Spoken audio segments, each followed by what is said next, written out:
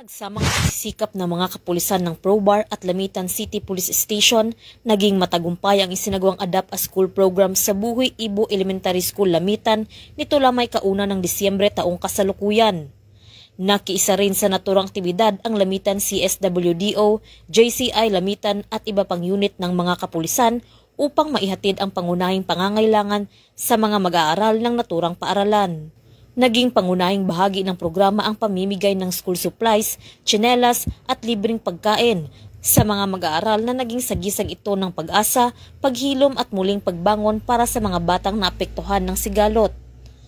Ang Adapt a School program ay pinalalakas ng matatag na suporta ng mga katuwang na ahensya at mga stakeholder ng komunidad.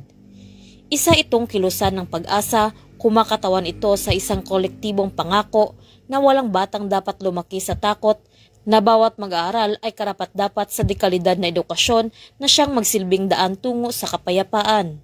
Ang patuloy na presensya ng kapulisan at iba pang katuwang na organisasyon ang nagsisiguro na ang pag-unlad ng mga kabataan ay hindi matatapos sa isang araw na aktibidad, kundi magpapatuloy bilang pangmatagalang suporta sa mga kabataang lubos na nangangailangan. Mula rito sa riyon ng Bangsamoro, ako ang inyong PNN correspondent, Patrolwoman Julian Alibo, alagad ng batas, tagataguyod ng Balitang Pulis.